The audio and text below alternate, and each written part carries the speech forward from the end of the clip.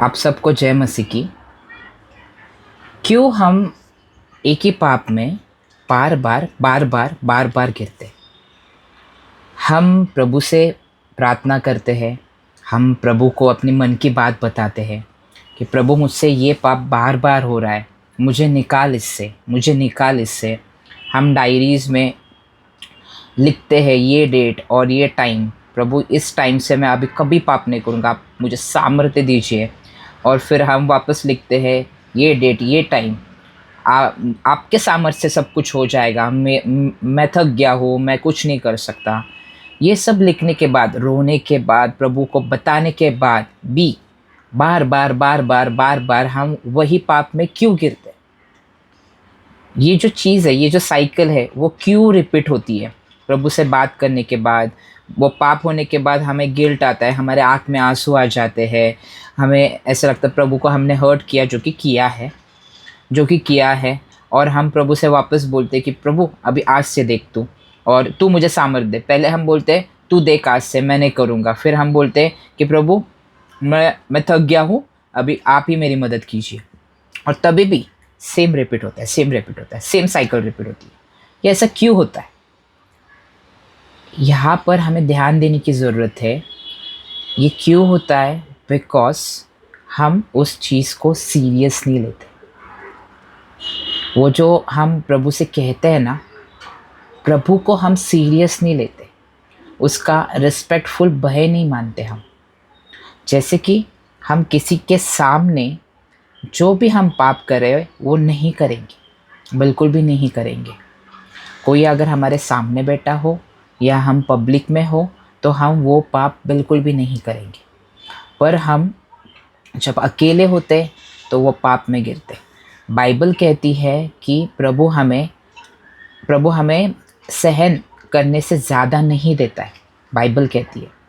तो जब भी वो टेम्पटेशन आता है तभी हमें ऐसा लगता है ये मुझे सहन नहीं होने वाला है। वैसा नहीं है, ये एक सेटन का लाय है। वो हमें एकदम सैडनेस में लेकर जाता है, हमें एकदम बेचारेपन में लेकर जाता है और मुझसे हो जाता है। मैं ऐसा नहीं कह रहा हूँ कि हमसे पाप नहीं होगा। इंटेंशनल के मतलब जो रिपीटेड होता है, मैं बोल रहा हूँ इंटेंशनल। रिपीटेड मतलब ये सारी चीज़ें हम सीरियसली नहीं लेते, इसलिए होती है। अनइंटेंशनली प्रभु तो माफ़ी मांगने से पहले ही माफ़ करता है, तभी भी हमें माफ़ी मांगनी है। पर जब इंटेंशनली मतलब हमें पता है तभी भी हम वो चीज़ करते हैं, बार बार करते हैं। जब भी हम प्रभु से रो कर बात करते हैं, जब भी हम डायरीज़ में लिखते हैं, जब भी हम बोलते प्रभु ये अभी हमसे अब से नहीं होगा, या तू हमें सामर्थ्य दे, तभी भी ये रिपीटिंगली क्यों होता है? जब भी वो टेम्पटेशन आता है तभी हमारे पास दो चॉइस होते हैं, एक तो सैटन को हाँ कहना है, एक तो प्रभु को हाँ कहना है। तभी हमें ऐसा लगता है कि टेम्पटेशन बहुत हार्ड है, अभी कुछ नहीं हो सकता, अभी मैं गिरूंगा ही, और गिर भी जाते हैं। प्रभु ने इस पाप के बारे में बोला है जो भी, कि हाँ ये पाप से हमें भागना है, फ्ली होना है, भागना है वहाँ से। प्रभु ने हमें बताया, बाइबल में हर एक चीज़ का सलूशन है। पर जो पाप रिपीटिंगली होते हैं, उस पाप के बारे में हम प्रभु के साथ सीरियसली डिसीजन नहीं लेते, ये ऊपर का डिसीजन लेते हैं। मतलब जब भी हमें पता हो कि अगर हम जॉब में जा रहे हो, 3 छुट्टी के बाद, 2 लेट के बाद तीसरा अगर लेट हुआ तो छुट्टी होगी, और वो भी विदाउट पे। तो हम क्या करते हैं? 2 लेट तो हम जब इंटेंशनली नहीं करते, ये हो जाता है। पर हम तीसरे लेट के बारे में कितना ध्यान रखते हैं, नहीं होना चाहिए। हम पाप के बारे में सीरियस क्यों नहीं है? हमें ये देखना है कि हमारे प्रभु को, हमारे पिता को वो हेट करता है, पाप वो हेट करता है उससे। मतलब अगर हम ध्यान देंगे, फोकस करेंगे, हम अगर बोल रहे हैं कि हम यीशु के फॉलोवर हैं और हम वो चीज़ कर ही नहीं रहे, तो हम फॉलोवर नहीं हो सकते उसके, बिल्कुल भी नहीं हो सकते। कैसे होगे बताओ आप? ये जो मैं कंडेम नहीं कर रहा हूँ, क्योंकि हम सब पाप में पढ़ते हैं, रोज़ पढ़ते हैं। मैं बोल रहा हूँ कि रिपीटिंगली, मतलब जो हमें पता है और पाप होने के पहले भी हमें पता है और हमें वो भी पता है कि प्रभु को पसंद नहीं है, तभी भी हम गिरते हैं। मैं ऐसा नहीं बोल रहा, अनइंटेंशनली के बारे में नहीं बोल रहा हूँ। हमें पता है और बहुत बार पता है, बहुत बार पता है, 100 200 300 बार पता है। हम same same same same repeat करते हैं, सेम सेम रिपीट करते हैं, क्योंकि हम वो डिसीजन जो हमने लिया है, डिसीजन उसको हम सीरियसली नहीं लेते, बिल्कुल भी नहीं लेते। प्रभु का जो वचन है कि मन फिराओ, किससे मन फिराओ? तुम्हारे जो काम है उससे मन फिराओ, जो अब तक तुम करते थे, जो पाप थे उससे मन फिराओ, मतलब यू टर्न। अगर हमें पता चलता है ये रास्ता गलत है, अगर हम किसी किसी सिटी में जा रहे हैं या विलेज में जा रहे हैं, ये रास्ता गलत है और हमें उस रास्ते के बारे में पता भी नहीं है कहाँ पर लेकर जाएगा, तो हम पूछ कर जाते हैं और गलत है तो हम यू टर्न लेते हैं, हम उसी रास्ते पर नहीं रहते। और अगर हमें पता चले कि उस रास्ते में शेर है, भालू है और बहुत कुछ है जो जो हॉन्टेड है, लोग, गांव के लोग बताते हैं, सिटी के लोग, हम उस रास्ते पर जाएंगे ही नहीं, उधर से यू टर्न लेंगे। जैसे कि पाप हॉन्टेड है, वो गंदा ही है, वो हमेशा गंदा ही रिजल्ट देने वाला है। हम जब भी प्रभु से प्रार्थना करते, प्रभु ये पाप निकाल, प्रभु को हमें प्रभु से कहना है कि प्रभु सीरियसली डिसीजन लेने का मन दे और मैं इसे सीरियसली लूँ, चाहे जो कुछ हो मैं ये नहीं करूँ, मैं बिल्कुल भी नहीं करूँ। ये प्रैक्टिस से होता है, वापस हम नहीं करते। देखो, एक लेवल होती है, अगर हम 10 बार पाप करते हैं ना दिन में, तो वो लेवल कम कम होती जानी चाहिए। 9, देन 3 महीने के बाद 8, किसी को झट से वो हो जाता है, बिकॉज वो बहुत सीरियस होता है। कोई एकदम सीरियसली डिसीजन ले लेता है प्रभु के साथ चलने के लिए, कोई धीरे से ले लेता है, वो भी अनइंटेंशनली। पर इंटेंशनली अगर हम वो कर रहे हैं तो वो बिल्कुल भी हमें नहीं करना है। हमें प्रभु से बोलना है कि प्रभु सीरियसली मैं मेरे साइड का जो भी तूने दिया है मुझे स्ट्रेंथ, मैं सब कुछ करूँगा, सब कुछ, पर मुझे इससे बचा। और मैं आपको एक और चीज़ कहना चाहता हूँ जो मैंने सीखी है मैन ऑफ गॉड से। हम प्रभु से माफ़ी मांगते हैं पाप होने के बाद। प्रभु हमें माफ़ भी करता है।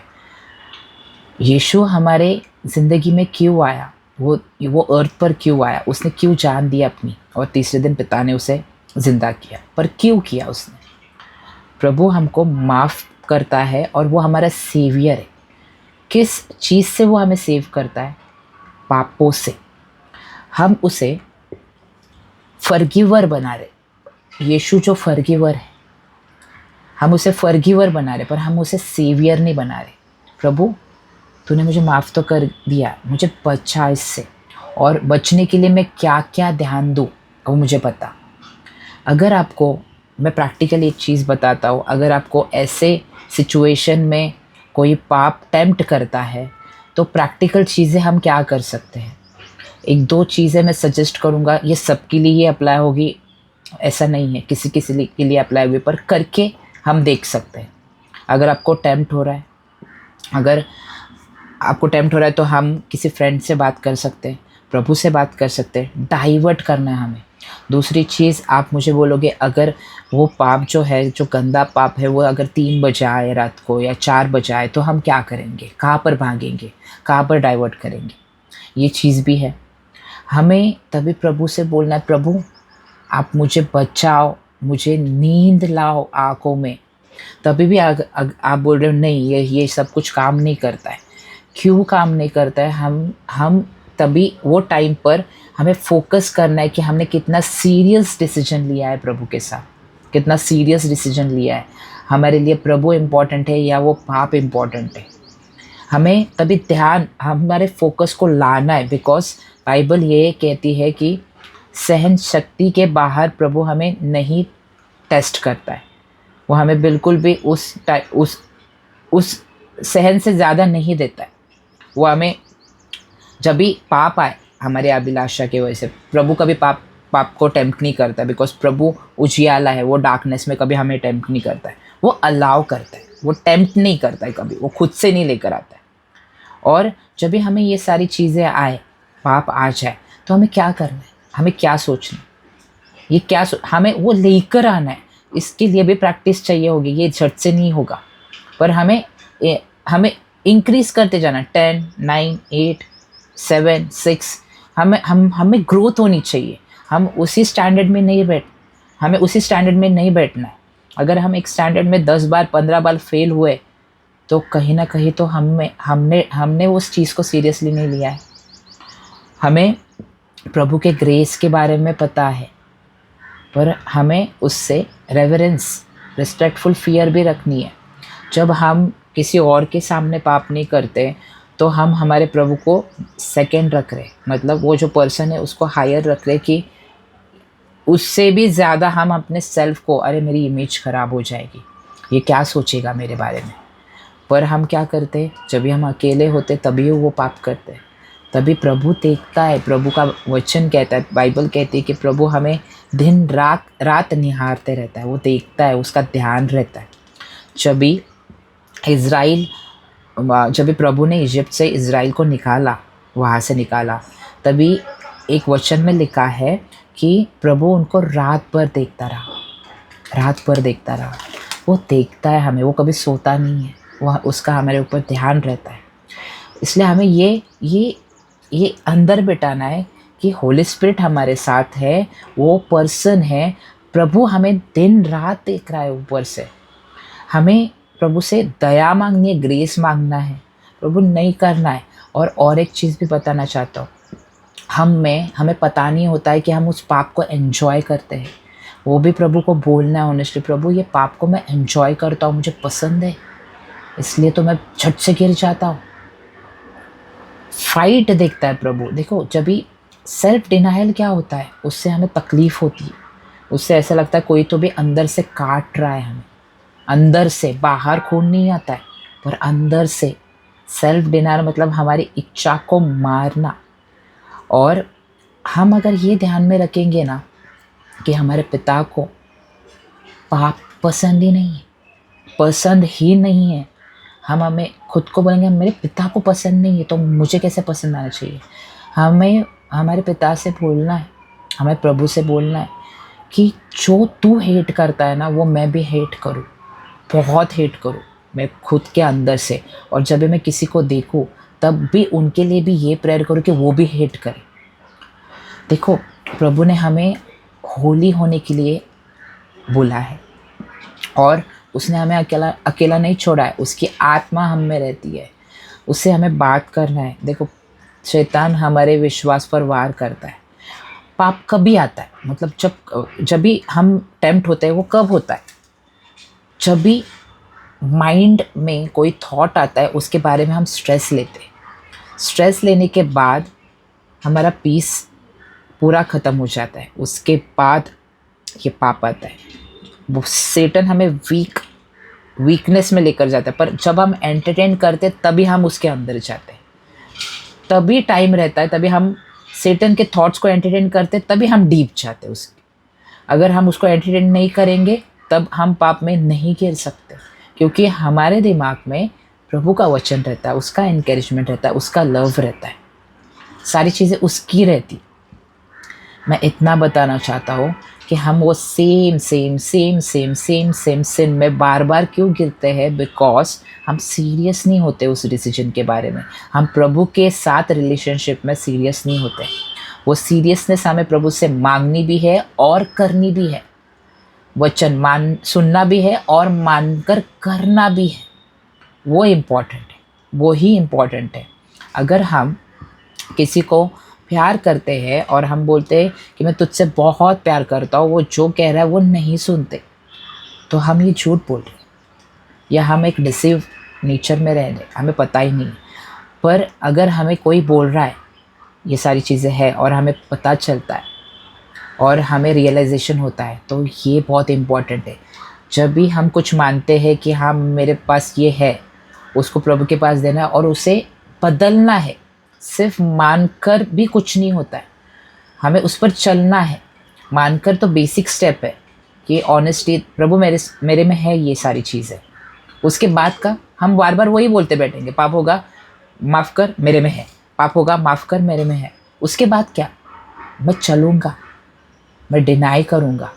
ये प्रोसेस है, ये एक दिन में नहीं होता है। बट जो सीरियस होगा ना वो झट से कर लेगा, झट से मतलब सीरियस। मतलब अभी फॉर एग्ज़ाम्पल 2 बच्चे हैं, एक को फर्स्ट आना है और दूसरा ठीक है मुझे भी आना है, ऐसा बोल रहा है वो। एक बोल रहा है मुझे आना ही है और एक बोल रहा है मुझे भी आना है। तो ये दोनों में सीरियसनेस कैसे पहचान सकते हैं? एक दिन रात पढ़ाई करेगा, एक थोड़ा पढ़ाई करेगा, मस्ती करेगा, 90% तो मस्ती करेगा, पढ़ाई नहीं। ठीक है मैं कल करता हूँ, कल करता हूँ। सीरियसली हम उसमें सीरियसनेस नहीं देखेंगे। एक दिन रात पढ़ाई कर रहा है, ध्यान दे रहा है, सब जगह ढूंढ रहा है, पढ़ रहा है। तो वैसे सीरियसनेस की मुझे प्रभु के पास रहना है, मुझे प्रभु को हर्ट नहीं करना है। अगर हम इस चीज़ में सीरियस हो गए तो ये भाग जाएगा।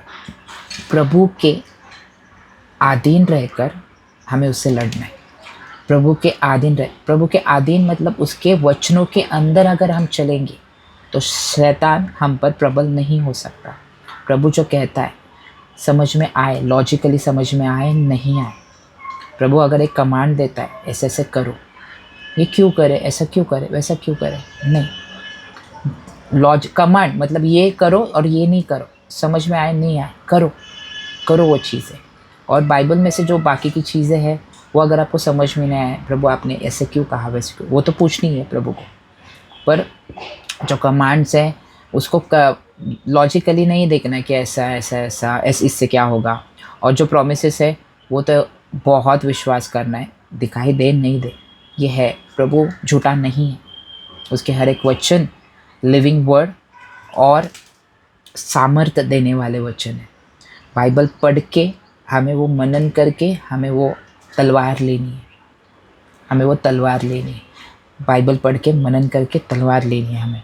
और उस सेटन आपके सामने, आपके और मेरे सामने टिक नहीं पाएगा अगर हम प्रभु के अथॉरिटी में रहेंगे। इसे भी मैं एक एग्जाम्पल से बताना चाहता हूँ। अगर कोई बड़ा पर्सन है और उसका नाम, उसके अंडर हम हैं और कार के ऊपर उसका नाम लिखा है, बहुत बड़ा पर्सन, तो जब भी हम जाएंगे और उसने हमें आइडेंटिटी कार्ड भी देकर रखा है और वो आइडेंटिटी कार्ड सब जानते हैं, अगर हम दिखाएंगे तो हमें छोड़ देगा।